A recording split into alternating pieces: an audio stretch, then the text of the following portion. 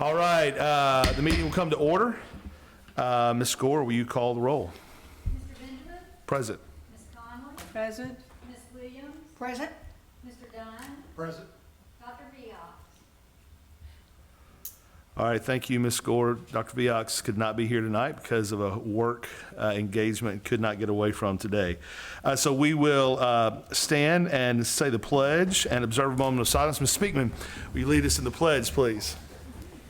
With allegiance to the flag of the United States of America and to the republic for which it stands, one nation, under God, indivisible, with liberty and justice for all. You remain standing.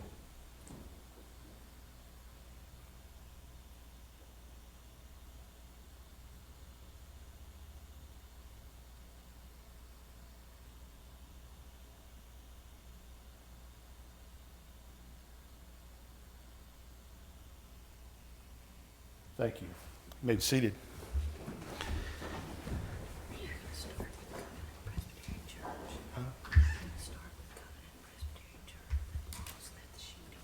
Oh, yeah.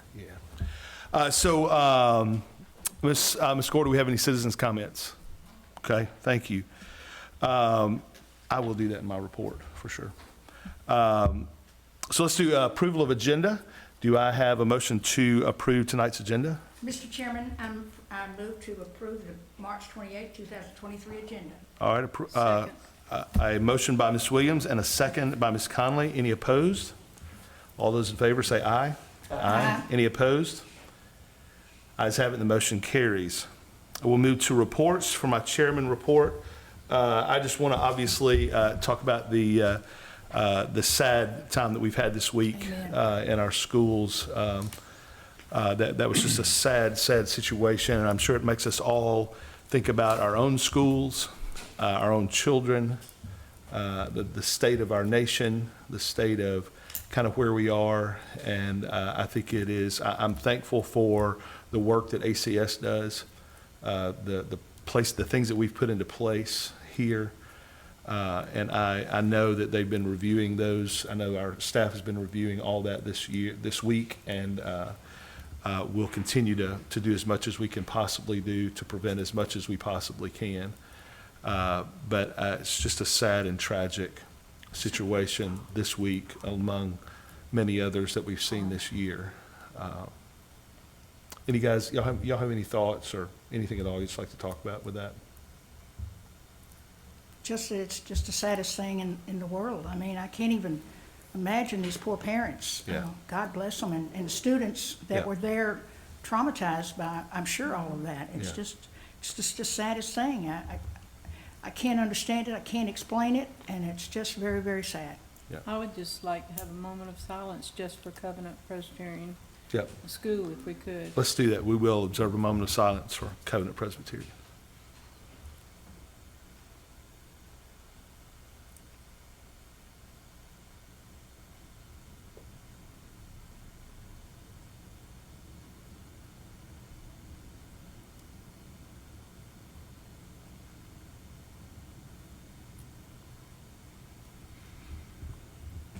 Thank you.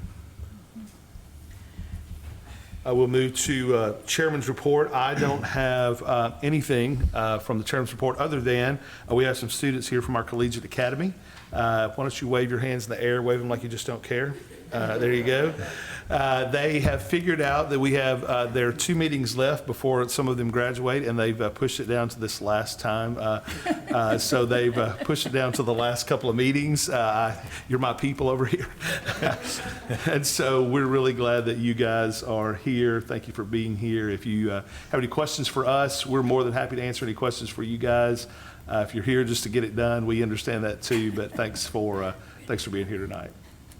That's all that I had. We'll move to Superintendent's report. Mr. Goforth is setting in for us tonight. So, Mr. Goforth, we'll give it to you. All right. Thank you, Mr. Benjamin. On behalf of Superintendent Mayo, I know he's kept you all updated of the activities going on across the district. So I don't have anything from him to directly report. And I've already checked with our different departments in our central office, district office here, and there are no reports for this evening. So I would just like to say welcome to the Arlington Collegiate Academy members. So, and that is the report. Awesome, thank you, Mr. Sure. Goforth. That's the best superintendent's How report about we've that? ever had. How about that? We'll move to financial report, Mr. Roberts.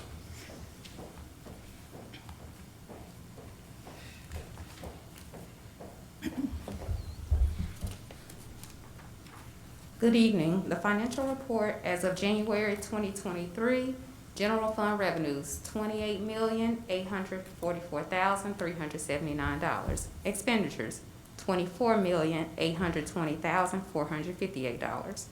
Nutrition fund revenues, $1,107,140. Expenses, $846,095. Federal and discretionary grants funds, revenue, $2,997,271. Expenditures, $2,955,032. CIP fund, revenue, $1,928, and no expenditures. Interlocal health benefits plan asset trust report, year-to-date revenues, $28.1 million, year-to-date expenses, $25.5 million, beginning net position of $16.7 million, and an ending net position of $19.3 million. And that concludes the financial reports. Awesome, thank you. All right, we will move to TLN report. Ms. Williams.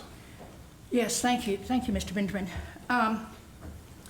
There has been an amendment, I'm sure you're all aware, to the state's controversial, we will say, third grade retention bill passed in its first legal hurdle Tuesday night, which was March the 14th, during a hearing by the state legislature K-12 subcommittee. The bill, co-sponsored in the House by Representative Mark White and Scott Sapecki, would in part give students a way to be promoted to the next grade outside of the single TCAP score. Thank goodness. Representative White's bill, House Bill 0437, would allow students to use their most recent benchmark test score given before their annual TCAP test to show that they are proficient in reading and move on to the next grade level. Students would have to score 50% or higher on the benchmark test to be considered proficient. The benchmark exception would only apply to students that score approaching on the English language arts part of the TCAP, and it would not apply to students that score below on the test. The bill also requires students who are retained in kindergarten through third grade to be given a tutor the next school year. But there's still parts to that that will be interesting. The bill also changes the appeals process, allowing parents to initiate repealing their child's retention with the assumption that their child's school will support them in filling out the required documents. Well, here we go. Y'all get to help them fill out the documents. That's great. Representative Sapecki said, it also allows students to initiate the process if a parent gives permission. Representative Sapecki said educators in the Tennessee Department of Education said students who score approaching on TCAP and 50% on the benchmark test likely will be reading on grade level by the fourth grade if they receive support. Now, let me just say what makes me a little upset when they say if they receive support. I would like to know when we have never, ever not given our students support, always, and as certainly our teachers, as always. The proposed bill would provide funds for districts to give students access to online tutoring services. I don't know if y'all have heard that part. And if passed, it would give $7.6 million in recurring annual funding for districts starting next school year. Senator Lundberg, who was the co-sponsor of the original bill, said that the districts can use their own tutors over the states, but that the funding was included to give school systems more tutoring options, especially for our smaller and more rural districts. Under the proposed bill, the benchmark test used must be given by the state and administered in a testing environment. Is that correct, Mr. Go for it. That is, Goforth, that you understand? that's what's been reported. Yes, well, I have an update on some of the legislation I would like to pass out, and Jonathan, if you'll take those and take one and pass on, that would be very helpful, and I'll quickly go through these. And I added a couple of things on the legislation. The first one, that House Bill 595, Senate Bill 635 by Ritchie and Lowe. This is the, if you remember, was set for the House Education Administration on March the 1st. This bill has been taken off notice in House Finance, Ways and Means Subcommittee. That means it will not be, not this year anyway. Maybe they'll bring it up again next year. House Bill 1244, Senate Bill 910. It failed in the Senate Education Committee. So Thankfully, that's a good thing too, yes. Yes, it is. as you know. House Bill 1271, Senate Bill 443.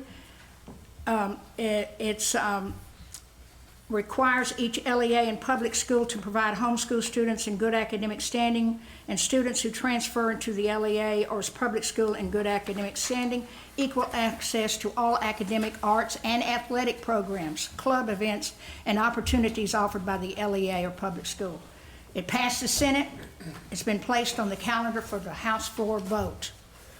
And So so- you might want to make sure you're writing your legislators if you're concerned about that at all. So be sure and let Representative Tom Leatherwood and our Senator Brent Taylor especially know, and it wouldn't hurt, well, those two are the most important ones because they represent us. We're their constituents. So as far as I'm that, sorry, I'm sorry, Scott. I'm sorry to Sure. interrupt you. Does that basically say, do I understand it to say that basically if you transfer in good standing, there is no time that you have to set out to participate in athletics at another school? Is that what that says? That's the way I understand it. Valerie, is that the that way right? you understand it? Okay. All right, yeah, I'm afraid so. At any rate, we'll try to move on here. House Bill 809, Senate Bill 197. This one failed in the House Education K through 12 Subcommittee. So I would like to give a shout out and a thank you to Chairman Kirk Ashtyn of the K through 12 Subcommittee because this bill easily passed out of the full Senate earlier in the month, and it would have eliminated the state's average class size mandates. Kirk Ashtyn works for a public school, and I've forgotten the county. Valerie, I had it in my head and I've forgotten it. But anyway, he works for one of the school systems. So thank goodness he's chairman of one of the subcommittees so that he could argue this. They said that they had a very, what's a good word, high-level discussion on it. Robust? Robust is a better word. And luckily he did win that and save the day. So that was a good thing. House Bill 959, Senate Bill 973 will be heard on Wednesday, March the 29th at 12 p.m. in the Senate Education Committee and at 1:30 in the House Education Administration Committee. This bill requires LEAs to allow non-resident students to enroll in a school in which spaces are available. This is the one that I talked to you about or sent you an email about, and so this would be interesting for sure. Because, we do, I did send an email today to our representative and senator, and we do, if you remember, if you all know, we have a policy for non-residents, and I think it's a very generous policy. We do not charge anybody in Shelby County, any tuition or anything. We do allow them. Some of the school systems, Lakeland, for example, they do not allow them in their school system. We do. And so it's just sad that this bill is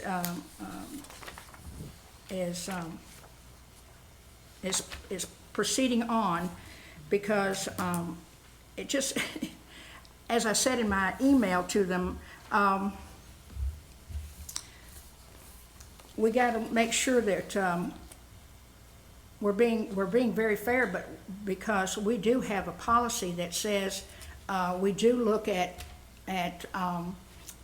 I'm trying to remember everything. Grades, conduct. Yes, right? grades, yes, and so, be sure and let let your representatives know. Would this override the policy that we have in place where you, would it be? Yes, it would be, control? because it'd be a law. I mean, it would be, right? apply their- Valerie? Right, and there are certain criterion in the bill, and they're, frankly, very constraining still. Some of the provisions are the ones that we have in place right now, but some of them would be constraining and concerning a little bit in terms of programmatic capacity. Because it's one thing to say that you have 20 open spaces, I just made that up, but then when you're talking about, needing to provide labs for 20 people, then you may not have space for 20 people. So it's a little more complex than what, the people who are trying to get this through are, setting forth to the general public. So, and we need, of course, the option to be able to veto, any decisions that are made in regard to inviting people in, and those, ours are a little more constraining than theirs. And if they live outside the LEA and they are allowed in on under this particular law, that still doesn't force the LEA into providing transportation, correct? Yeah, it does. There's not a transportation requirement in this No. one. In Okay, the other one, okay. there was, No, though. none. But Okay. the concern is that, people are going to make an argument that that's the next thing that's going to happen. Yeah. As we always say, as you'll recall, this is what happened with the vouchers. First it was, we're only going to let them in for this, and then the next legislative session it was, and you have to pay for that. So that's the concern here, is it's Yep. going to get broader and broader every time Exactly. it's revisited. Exactly, which is real scary. So Yep. be sure you have your sheet, your little sheet that I gave you about elected state officials. Make sure you let them know. I sent them an email yesterday and today, so hopefully I'll hear from them. I hadn't yet. Guess I'm not on their top of their list. Let's see, so that is open enrollment for non-resident students, yes.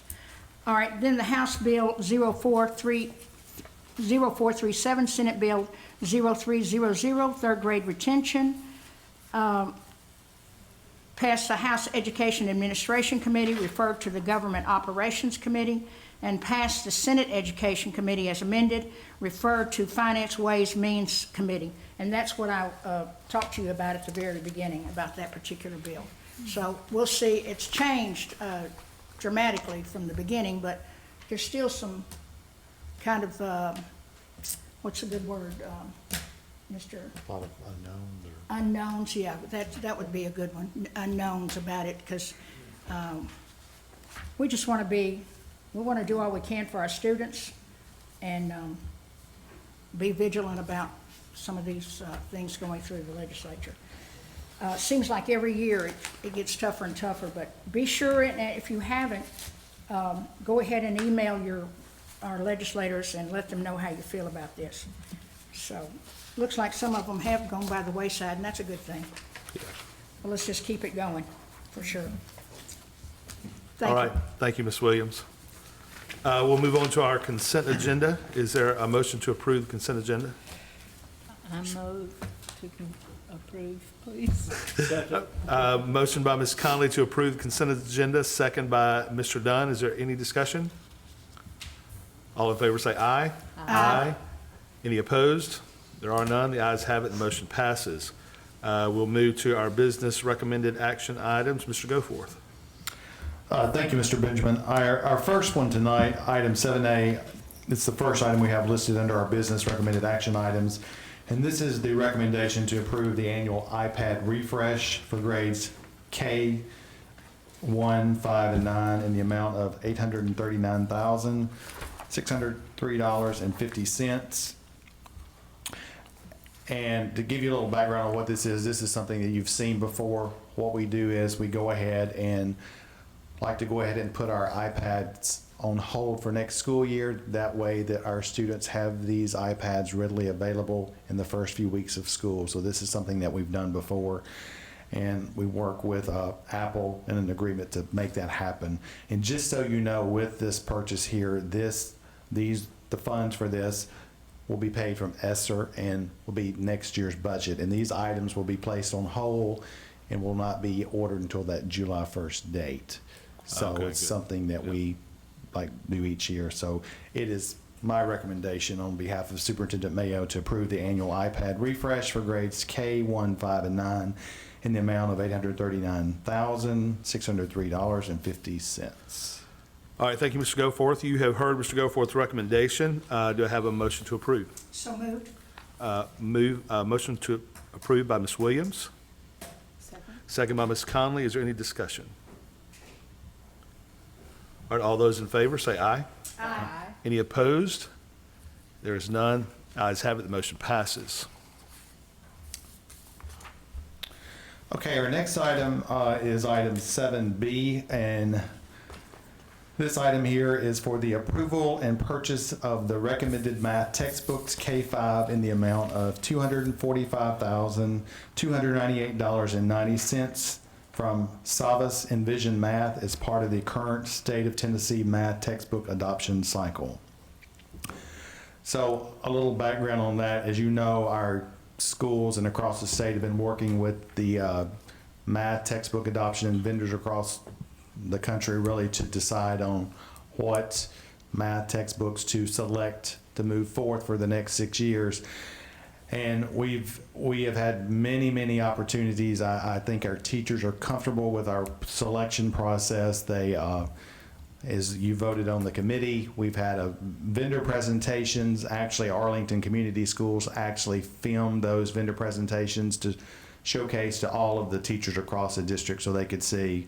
We've had a parent viewing as well for parents to come in to look at these math textbooks as well. So I'm comfortable, and I know our textbook committee is comfortable too with in moving forth with this selection. And with this, we will be getting digital textbooks, and now they really no longer make the hardback books, so we get a digital textbook, but we also get consumable workbooks each year with this, and this runs for 6 years. So that's a little background. So with all that being said, it's my recommendation on behalf of Superintendent Mayo to approve and purchase the recommended math textbooks K-5 in the amount of $245,298.90 from Savas Envision Math as part of the current State of Tennessee math textbook adoption cycle.